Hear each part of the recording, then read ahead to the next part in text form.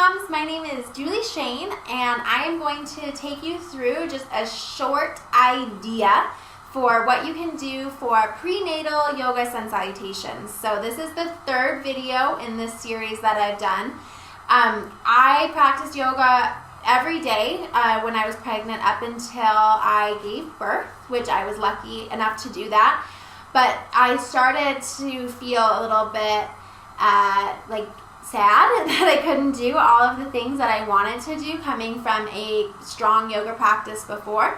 So I would start to get creative and to think of ways that I could do something that would get me moving and that would feel good, but also things that would mean that it was something I could come to on a regular basis and not have to overthink it. So I love sun salutations because there's kind of a format to it.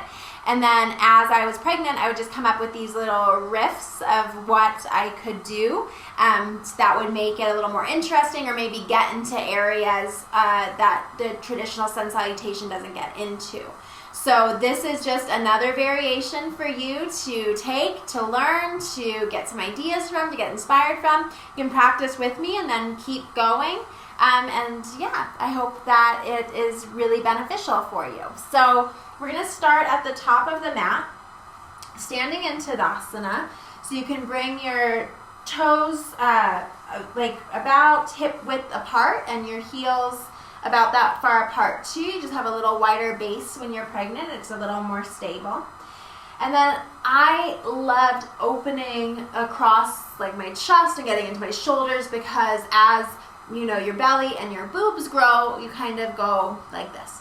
So this was a big part of my practice. So let's go ahead and start with the hands interlacing behind your back. But rather than just interlace the fingers, I want you to interlace and then try to touch the heel of your hand together so that your palms are completely touching, like they're glued together. Then roll the shoulders back and then really powerfully start to move the hands away, but keep the palms touched. You probably won't stretch all the way back. This is really good work, and it's hard and challenging, but you're doing it all right here. So take a deep breath in, squeeze the hands together, move them away a little bit, and then exhale, bend the knees, release the hands, grab opposite elbows, and kind of just dangle in between the legs. So my legs are far enough apart that your belly could just come right between the legs, chin in towards the chest. Nice, easy dangle here. Then go ahead and place your hands down on the ground. We'll start by stepping the right foot to the back of the mat. So my left knee is plenty wide that your belly can just hang right down like a little hammock inside the left leg. You're going to take a deep breath in, kind of curl the heart forward as you pull the shoulders back. And then exhale, drop the right knee down, start to straighten the left leg. And then I'm folding inside the left leg to get a nice big stretch on the back of the left hamstring. Then go ahead and bring the left knee back, come to all fours. You're going to inhale, look forward, walk the hands forward just a bit, and then staying on your knees, exhale, do a little mini push-up, push back up. So I might just do one of those if I was wanting to get a little bit more of a cardio workout. You could do as many as you want. Do a couple little push-ups or 10 or 20 or 1. And then tuck your toes and head back into downward facing dog. So your feet are wide. You should get a nice shoulder stretch. If it feels like too much to have the legs straight, you can always bring the knees down and come into puppy pose, which will get back into the upper back and the shoulders, but it's a little less challenging than a full downward facing dog. So I'm going to walk my hands over to the left a little bit to give my right foot some room to step forward. You're going to come back into that little bit of like that cat-cow arch in the back. And then walk the hands forward, step the left foot forward. Come back down into that dangle, chin in towards the chest. And then push through all four corners of your feet. Take the hands behind the back, interlace the fingers, squeeze the palms, reach back, and stand up. Take a deep inhale, and then exhale, we'll go again. Bend the knees, other side.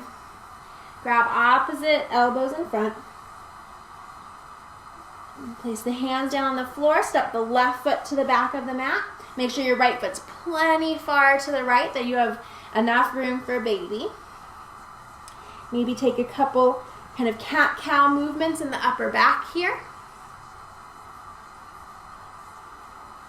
Drop the left knee down, extend the right leg out, and then rather than folding right on top of the right leg, especially if you're further along, you're just going to fold inside a little bit. Flex the right toes back towards the face. And then swing the right knee back, coming to all fours. So a little bit of chaturanga work on the knees. Maybe give it 2 more. Again, you can totally modify how many of these you do.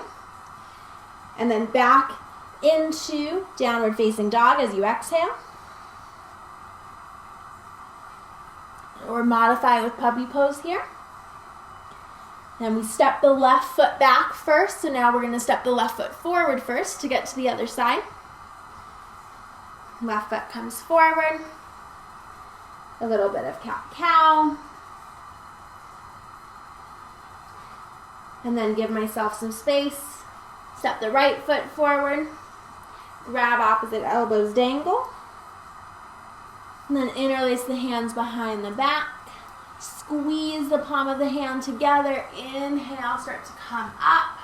Work the shoulders back. And then exhale, release. So that would be 1 round of kind of a riff on sun salutations. You can watch it again. You could just keep going through it. You'll learn how to do it eventually, pretty quickly probably. It's not too hard. And it's a nice, just a little something different than your typical prenatal sun salutation. It gives you a little something to do. When I was pregnant, I would come up with like a little sequence like that, and that would be like my 30-minute practice or my 20-minute practice, as I would go through a few rounds of that. And then I wouldn't get caught up in like, I can't do that or I can't do that. It was something that was really nice to do, and it kind of gave me that stability that you feel like you need when you're pregnant, just knowing that I had a practice that I could do, that I could come to in spite of all of the changes that were taking place in my body. It was just a really kind of healthy thing for me, and I was glad to have a few different options. So I really hope that these are helping. There's more prenatal yoga videos on yoginiology.com and also on mommydoesyoga.com, so you can find some really great stuff on both of those, and be on the lookout for a really awesome e-course that's starting. There'll be tons of classes in there for pregnant mamas, yoga classes and nutrition and private sessions and just all sorts of stuff. So keep checking in on yoginiology.com, or maybe even below this video. If you don't see it now, come back in a few days and you can get some more information about the essential prenatal yoga e-course that I have been working diligently on. So I hope you're feeling awesome and feeling great, and that your yoga practice is really helping you and supporting you. Have an awesome, awesome day. Bye.